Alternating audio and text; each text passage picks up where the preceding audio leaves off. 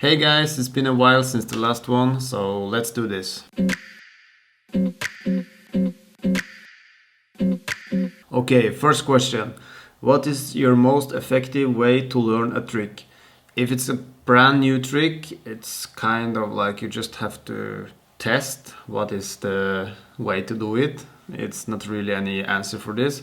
But of course, if someone have done this trick before, the first thing I do is to study the person that have done it to check exactly how he do it, what kind of technique is he doing or she is doing. When I know the technique in my mind, I try to find a day when I feel in really good shape. It's important that you don't have any injuries when you try to learn a trick, because it's kind of logical that it will make it harder.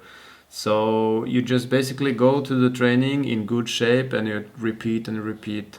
I was doing this in another video. I was trying to do the pixie trick, the slap around the world, on my weak side. So if you click the link above and you watch the video to the end, you will see a small session where I'm actually starting from scratch and learning a trick in one practice.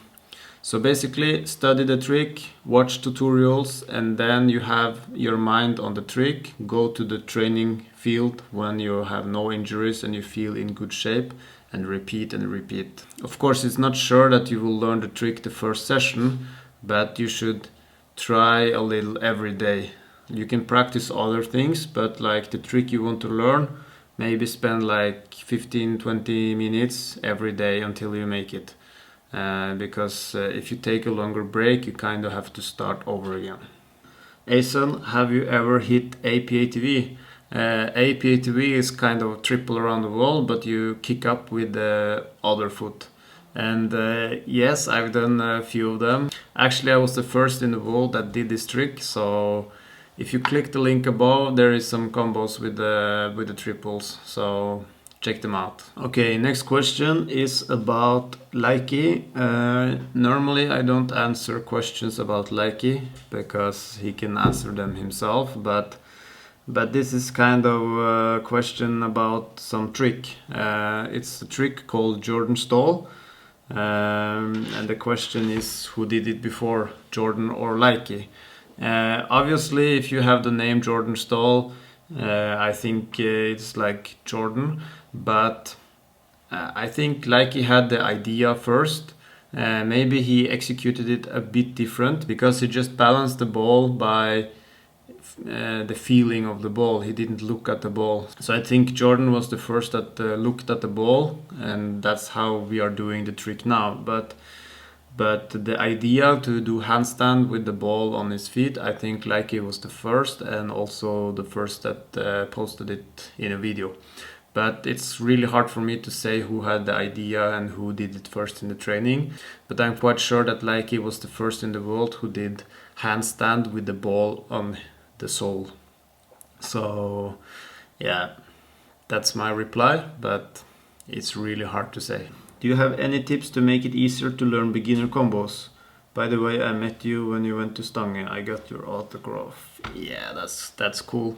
For beginner combos, I would watch some of the tutorials I made. Basically, it's about making each trick perfect. Like if you do around the world, you should be able to do it really easy, and then you just take the next trick. It can be hop the world, and if you can do both of the tricks really easy, it's much easier to combine them. I think that a lot of beginners, they are rushing the combos. They are like kind of running before they can walk. So I think to spend more time on each trick is a good advice. So then the combos will just come naturally. Of course, there is a own technique to put the tricks together, but I think it's much easier when you're really good at the tricks. The next one, what do you think about using Abbas tricks or Beck variations in sick tree competition? Okay, for those who doesn't know, sick tree competition is basically putting 3 very difficult tricks together in one combination. And you have judges that choose what kind of combination was the best. And recently it's been quite many arguments about what combo was the best. Basically for me it's about how many revolutions you can do in a matter of few touches. So few touches and a lot of revolutions is much harder than maybe more revolutions but more touches. I don't know if that made any sense, but it's like when you have this extra touch, it gives you time, it gives you balance, and balance is really critical. Like I would say that if you do like 3 alternative triples, different ones, that would be much harder than any Abbas variation because you will get time to catch up and find the balance. So maybe that was a bit complicated for some of you, but I hope that was okay answer. Yeah, I would avoid Abbas if I competed in SIG 3, but I'm not judging, so yeah, that's my opinion. Okay, next one, how to plan training time about lower, upper, sitting, those different events in the beginning. It's really hard to answer because it's so many different styles in freestyle and it really depends on what your focus is. But as you write, you prefer the hardcore freestyle, so I guess you mean hardcore in lower tricks, and lower is tricks with the legs for those who doesn't know. Basically I'm the same, so I start the training with lowers and I just train really hard, and when I'm tired or injury I do the other styles. It doesn't mean that I train all styles every day. If I train 5 days a week, I have like 4 of them with mainly lower session and maybe 1 day in the middle somewhere with all around. If this is the best, I don't know, but it worked for me. So for me it's more about having fun at the training, because then I can train longer and harder, and if I'm doing tricks that I find boring, then I cannot really train so much. So basically I push myself as much as I can in the hard tricks, and when I'm tired or injury, I train the other styles. I want my foot to be faster. How do I get that speed to do a pala? Just training. Try to move your foot around as fast as you can. I talked about this in the lemons tutorial, so just click the link above and you will see how I train. But it's basically like pushing your foot around in the air without the ball and trying to get the speed. Yeah, basically everything is about power in your legs. So if you are stronger in your legs, you will be faster. And a lot of younger guys, they don't really have built up the muscle strength to be fast enough.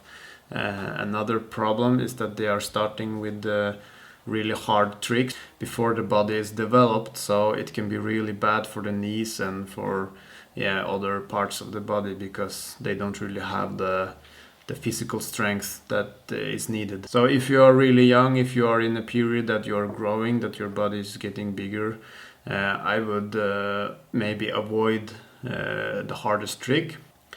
Of course you can train them, but I would be careful if you start to feel some pain. If you have a messed up knee, it's really hard to freestyle. Freestyle, it's a job, it's possible. Yes, it's possible, but you really need to work for it. And I think that a lot of guys, they think that they just need to get to a certain level and they will be professional freestyler.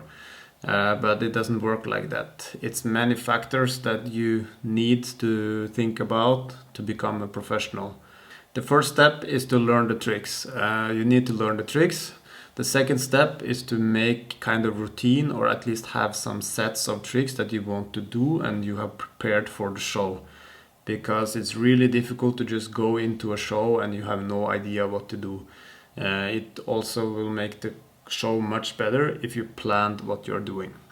So you know the tricks, the show is prepared, and then you're going to do the show. But to get this show, you need promotion, and that's probably the hardest part, the marketing. So if you can be the best freestyler in the world, but if you have no clue about marketing, you will never be professional. You know the tricks, you prepare the routine, you done the marketing, so people wants you to come to do the show.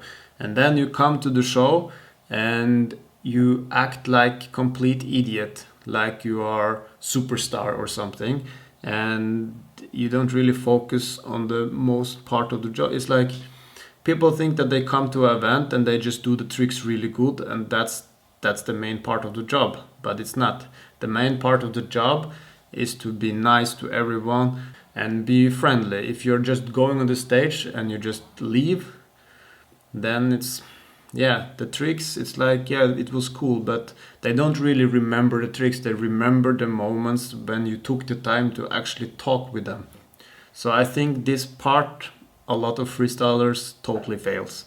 And in the beginning, I didn't know this as well because I was new to the whole thing. So it's just a good tip to really take care of the fans and take care of the client that you are working for. Be professional, come on time, be prepared, send them music up front, all these things that they feel that you're really prepared, and it will make your show much better as well. So this is important.